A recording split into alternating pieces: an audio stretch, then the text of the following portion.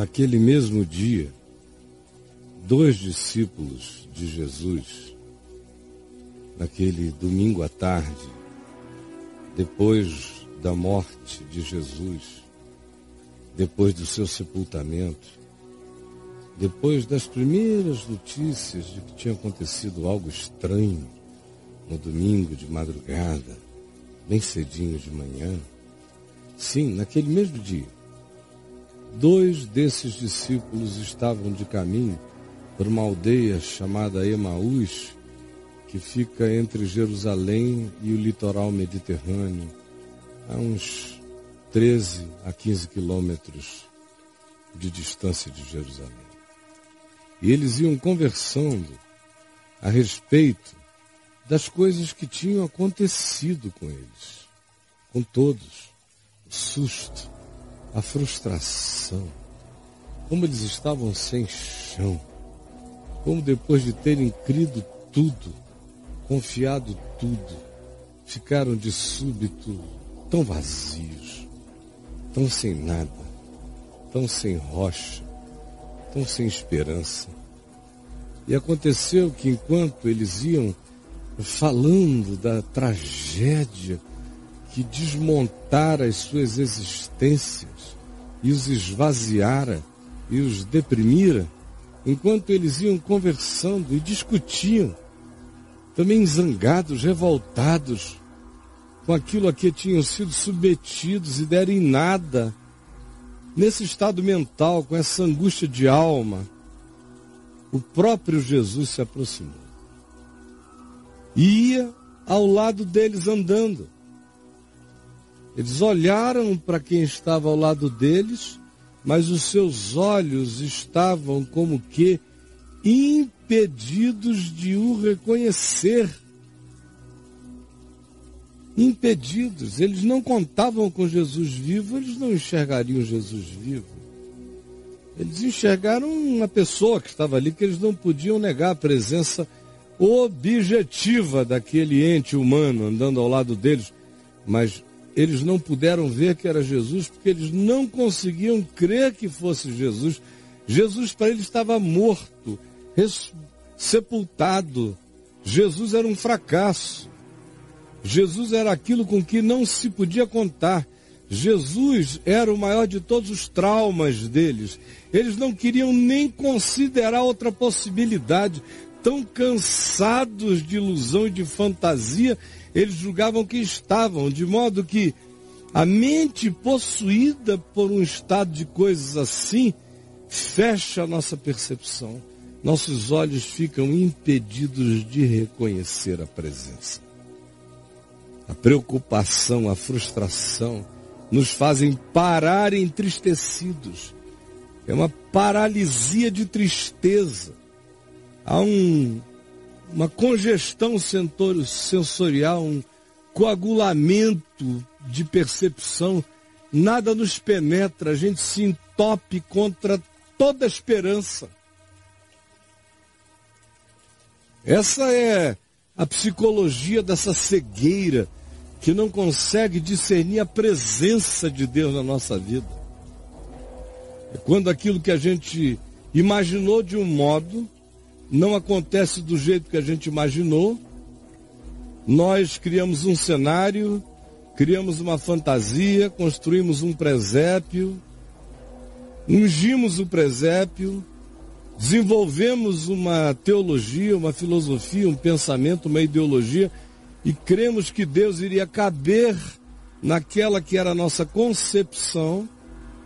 Quando a realidade se estabelece e nada do que nós esperávamos se concretiza, e se a gente atribuiu a Jesus esse poder de concretização, e se a gente esperasse que viesse da parte de Jesus a realização da projeção do nosso sonho, do nosso cenário, quando não vem, como frequentemente não vem, frequentemente é outra coisa, frequentemente não dá para a gente predeterminar, porque a gente está lidando com Deus e Deus é livre, como aquele vento que eu mostrei aqui no início, se movendo naquela liberdade que não dá para ser aprisionada. Quando tudo isso acontece e a mente da gente fica impregnada dessa ideia fixa de que Deus tem que agir conforme a nossa pré-concepção, conforme a nossa oração, conforme a nossa declaração, conforme a nossa afirmação, e não acontece porque toda hora não acontece do jeito que a gente agenda, aí a crise se instala. Frustração, descrença, desesperança, sensação de que fomos enganados, um sentimento estranho de que o tiro das nossas esperanças saiu pela culatra. E não existe nessa hora manifestação de Deus que a gente consiga identificar, presença de Deus que a gente consiga discernir, conforto de Deus que a gente consiga agasalhar, caminho de Deus conosco que a gente consiga perceber, porque os nossos sentidos ficam impedidos para esse discernimento. E aí o que acontece? A ideia se torna fixa como frustração e a gente para de tristeza na vida. Pararam entristecidos porque não dá mais para ir a lugar nenhum. É nesse estado de paralisia, de tristeza, de frustração, de decepção atribuída a Jesus que você se encontra hoje. Eu sei muito bem. Sei do que estou falando e com quem estou falando. A mesma coisa, a mesma psicologia da paralisia cognitiva, sensorial, percepcional, aparece aqui em João no capítulo 20, também no mesmo dia. O texto que eu li há pouco foi naquele domingo à tarde. Este que eu leio aqui é naquele mesmo domingo, naquele mesmo dia, com o mesmo contexto, com a mesma emoção, só que de manhã cedo. Lá eram dois homens, aqui é uma mulher chamada Maria. Maria de Magdala. Maria de Magdala foi bem cedinho com outras mulheres ao túmulo, ao jardim de José de Arimateia, onde ele sepultara Jesus. E ela foi chorando, chorando, chorando. E enquanto chorava e não parava de chorar, copiosamente, olha a mente de Maria, choro, tristeza, decepção, luto. Ela chora como uma mulher que ficara viúva de Deus, viúva de todas as esperanças. Ela que fora liberta por Jesus de 7 demônios que a possuíam, fora cheia do amor de Cristo mais valente, agora de novo cai num vazio horrendo, uma desproteção total, uma viuvez existencial, espiritual, psicológica. Morreram todas as suas esperanças com ele. E ela chora. Enquanto chora, abaixa-se e olha para dentro do túmulo. E quando ela olhou a pedra que já estava revolvida, a porta estava aberta, ela viu lá dentro 2 anjos vestidos de branco. 2 anjos. Sentados onde o corpo de Jesus tinha sido posto. Um à cabeceira e o outro aos pés. Mas o lugar do corpo vazio. João notara que tinham ficado só os lençóis nos quais Jesus tinha sido envolto, sobre os quais tinham passado goma de aloé e de perfume, para esperar do dia da morte, naquela sexta-feira, até o domingo, quando eles fossem prepará-lo para um melhor embalsamamento, de modo que os anjos estavam ali assentados, um à cabeceira, outro aos pés. O corpo não estava, mas os lençóis que tinham involucrado a Jesus, enrolado, tinham ficado como que ocos,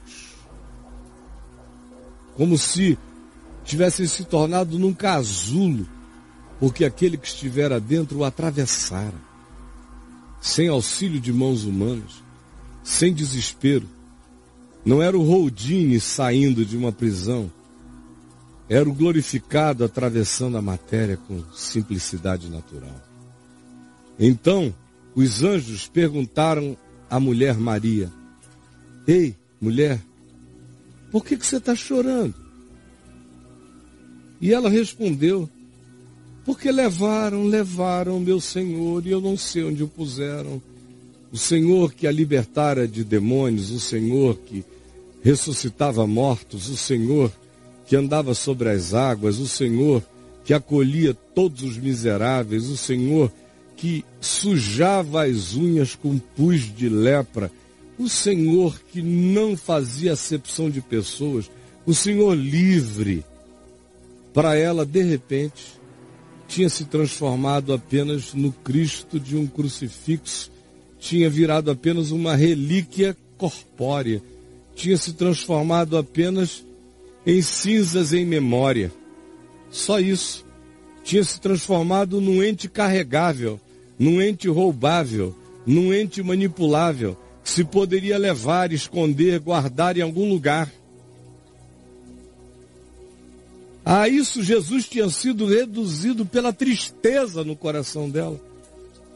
O Cristo vivo dera lugar a um Cristo, não da cruz, mas de um crucifixo,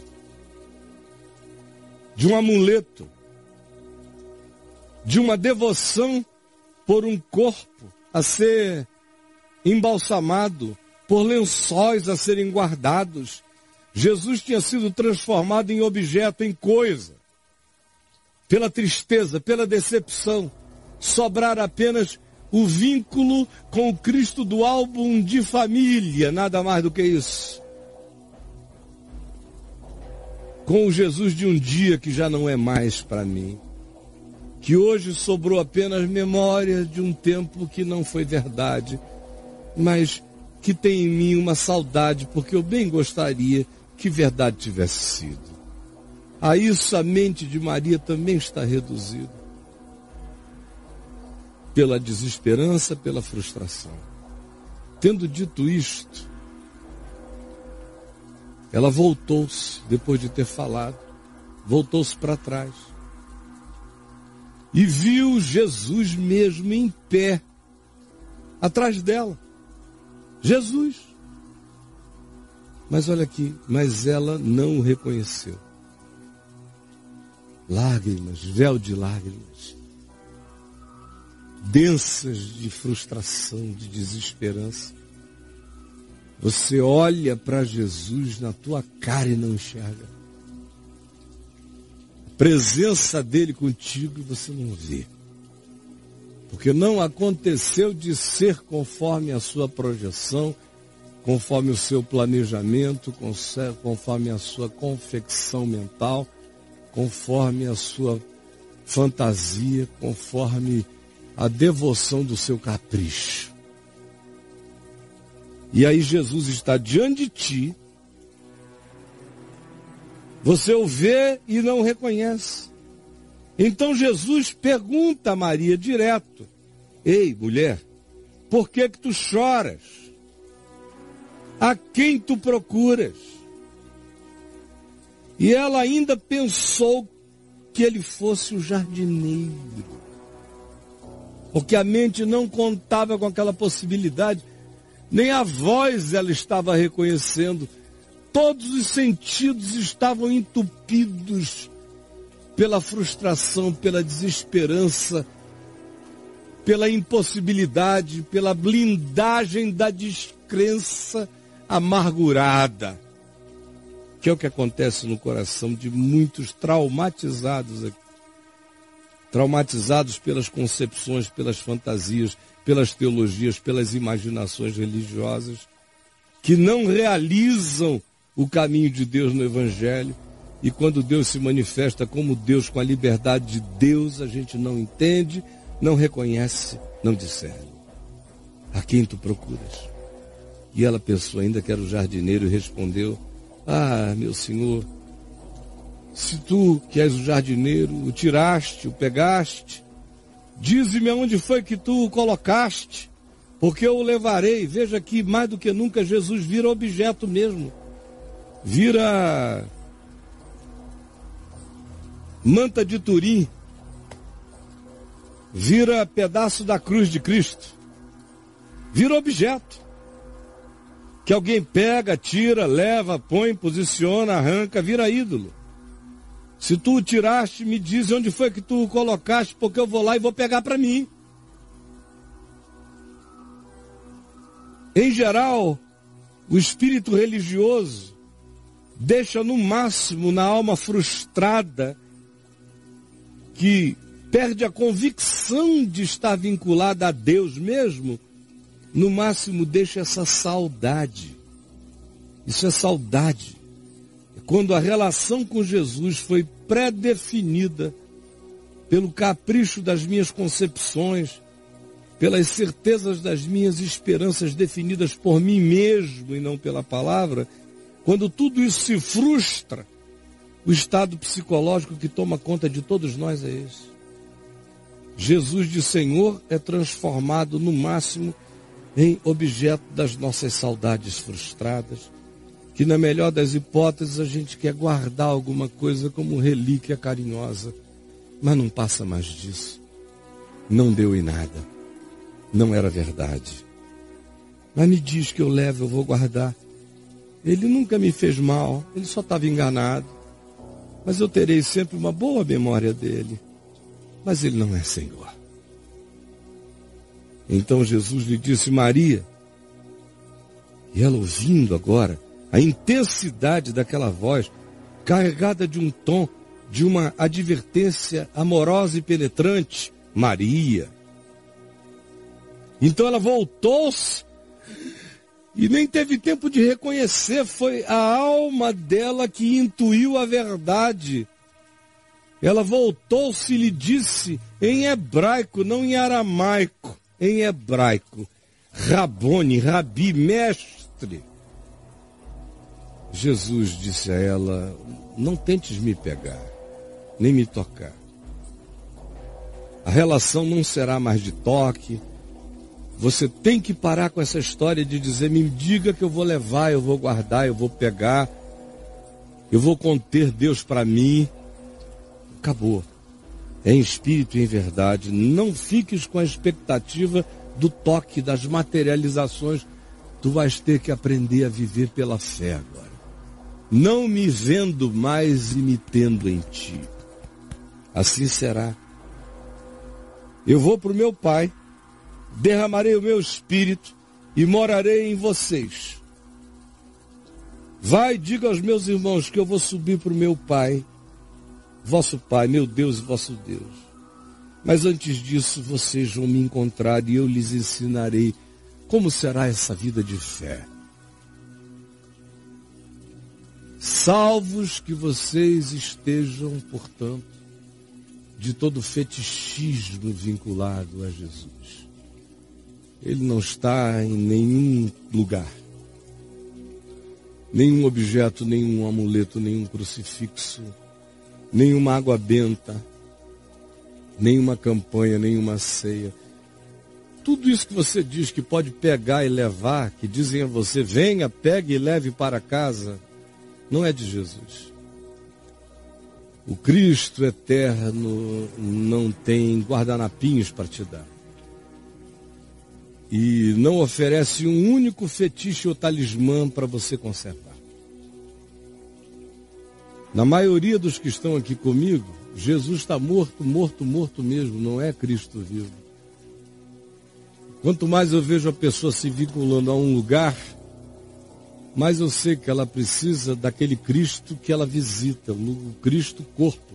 O Cristo defunto é que está num lugar. Ou que foi levado para um outro lugar. Escuta, onde é que Jesus está agora? Onde é que o puseram? Aí todo mundo corre para lá, para onde o puseram. Aí ele é deslocado para um outro lugar. Onde é que está agora que eu vou lá onde o puseram? Aí o cara me escreve aqui, Caio, eu já fui de jardim em jardim, de tumba em tumba, procurando Jesus e não encontrei. Ô amigos, aquela história de frustração de sexta-feira de crucificação que impede Maria de enxergar Jesus em pé e vivo e ressuscitado, e impede Cleopas e o outro no caminho de Emaús de discernirem a presença dele por causa do mesmo estado mental entupidor de percepções. é o que está presente aqui entre nós e, sobretudo, na vida daqueles que determinam qual é a agenda de Deus nas suas existências. Todo mundo ali tinha uma esperança falsa. E Jesus dizia que não seria assim, mas eles encasquetaram que tinha que ser conforme eles criam, conforme eles queriam.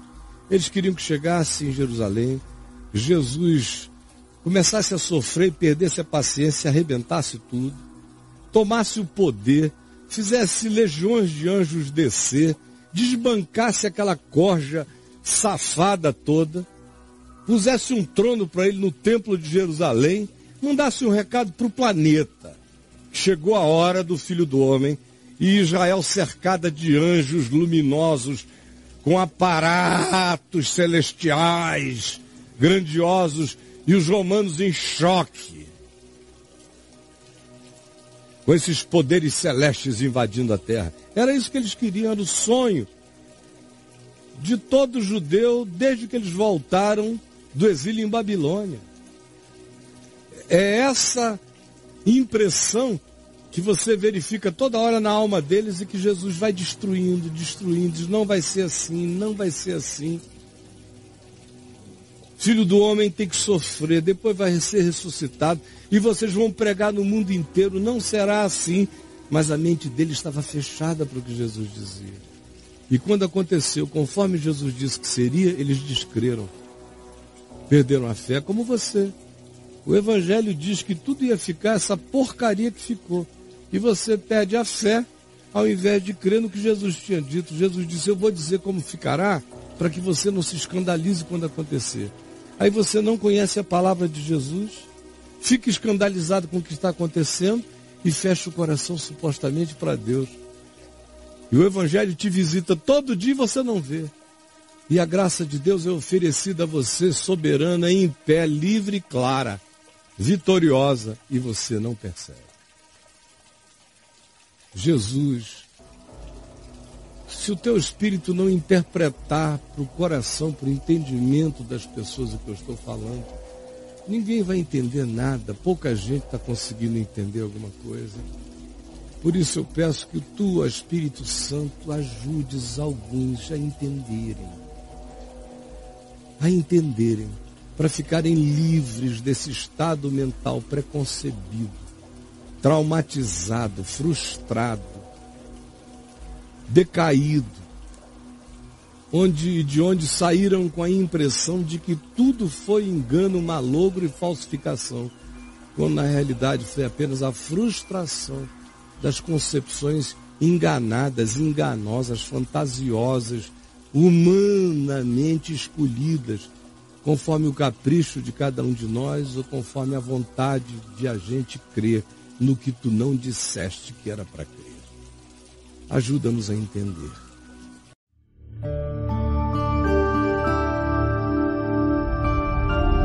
VNV TV, o canal é você.